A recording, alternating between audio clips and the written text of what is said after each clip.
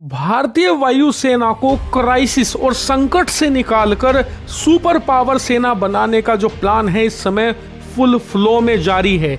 एक तरफ आप जानते ही हैं कि भारत 114 राफेल लड़ाकू विमान खरीदने की जो डील है उसे पूरी तेजी से आगे बढ़ा रहा है और बहुत ही जल्द कभी भी अनाउंस कर सकते हैं भारत फ्रांस ये डील हो चुकी है और इसके एमओयू साइन कर दिए गए हैं। लेकिन राफेल के साथ साथ Su-57 स्टेल्थ लड़ाकू विमानों की डील भी अब फुल फ्लो में तेज हो चुकी है। जी हाँ, उससे कुछ ही देर पहले वेरियस डिफेंस सोर्सेज के हवाले से रिपोर्ट निकलकर सामने ये आई है कि Su-57 की टेस्ट फ्लाइट कर सकते हैं भारत के पायलट।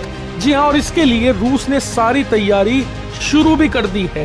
रूस चाहता है कि जल्द से जल्द भारतीय पायलट रूस आए, Su-57 को उड़ाकर देखें, इसकी टेस्ट फ्लाइट लें और जो भी भारतीय वायुसेना के पैरामीटर्स होते हैं उस पर इसे जांचें। कहोगे कि रूस ऐसा क्यों चाहता है कि जल्द से जल्द ये Su-57 की टेस्टिंग हो? तो इसके पीछे कारण ये है कि Su-57 की जिस दिन भारतीय वायुसेना ने टेस्टिंग कर ली, उड़ाकर देख लिया, उसके बाद तुरंत इसकी इवैल्यूएशन शुरू कर देगी वायुसेना और इवैल्यूएशन लास्ट स्टॉप होता है। इसके तुरंत बाद वायुसेना एक प्रपोजल बनाएगी कि हमें इतने लड़ाकू विमान खरीदने हैं, ये चीजें हमें कमी लगी, रूस को ये कमी पूरी करनी पड़ेगी। इसके अलावा हमें ये वेपन पैकेज भी चाहिए जो Su-57 में लगकर आए और उसके बाद ये प्रपोजल बनाकर मिनिस्ट्री ऑफ डिफेंस को भेजा जाएगा।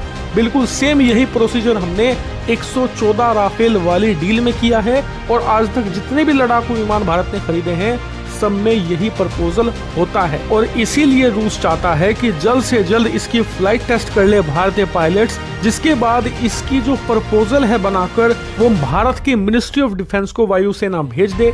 क्योंकि उसके बाद प्रोसीजर ये है कि भारत की जो मिनिस्ट्री ऑफ डिफेंस है वो प्रपोजल दिखाएगी रूस को कि जी देखिए हमारे वायुसेना को इतने लड़ाकू विमान चाहिए, उसमें ये मोड्स लगे होने चाहिए, ये वेपन पैकेज चाहिए और इसके अलावा ये मॉडिफिकेशन होगा। इसके बाद रूस को एक टाइम दिया जाएगा और उस टाइम के अंदर अंदर रूसी कंपनियों को ये बताना होगा कि वो मॉडिफिकेशन कितना कर सकते हैं, क्या वो पूरा कर सकते हैं, क्या वो भारत को डिफेंस पैकेज में वो सारे हथियार और मिसाइल दे सकते हैं जो भारतीय वायुसेना चाहती है। अगर रूस कहता है कि जी हाँ हम ये सब कुछ कर देंगे और आपको सारी मिसाइलें भी दे देंगे, और रूस ऐसा ही कहेगा क्योंकि ऑलरेडी वो भारत को सब कुछ देने को तैयार है भी।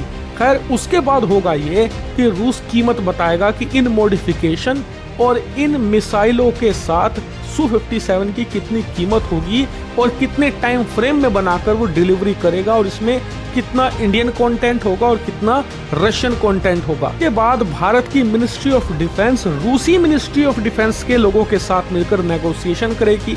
इसमें रूसी कंपनी भी शामिल होगी, भारतीय वायुसेना भी पार्टी होगी और ये सब मिलकर डिस्कस करेंगे कि क्या प्राइसिंग होनी चाहिए। और फिर जब ये सब कुछ फाइनलाइज हो जाएगा उसके बाद डील अनाउंस कर दी जाएगी। और आपको बता दूं कि इस समय जो 114 राफेल वाली डील है ना, उसमें यही आखिरी दौर है। हमारा जो रक्षा मंत्रालय है फ्रांस के साथ यही डिस्कस कर रहा है कि आप प्रति राफेल की क्या कीमत लेंगे, कितना उसमें भारतीय कंटेंट होगा और साथ ही उसमें आप कितनी मॉडिफिकेशन कर पाएंगे हमारे हिसाब से। ये सब डिस्कशन हो रहा है, ये अंतिम चीज होती है। फ्रांस के बाद अब रूस चाहता है कि Su-57 की डील में भी जल्द से जल्द ये हो जाए, इसीलिए वो जोर दे रहे हैं कि भारतीय पायलट आए और इसकी टेस्टिंग करें। लेकिन ये टेस्टिंग कब होगी? तो देखिए इसको लेकर दो मत हैं।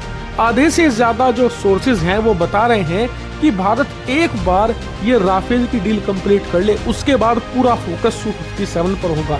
लेकिन कुछ सोर्सेज का कहना ये है कि भारत दोनों डीलों को एक साथ कंप्लीट करना चाहता है, इसीलिए जो टेस्ट फ्लाइट है कुछ महीनों के अंदर हो जानी चाहिए। खैर जो भी हो मैं आपको अपडेटेड रखूंगा और जैसे ही कोई खबर आएगी आपको सूचित कर दूंगा।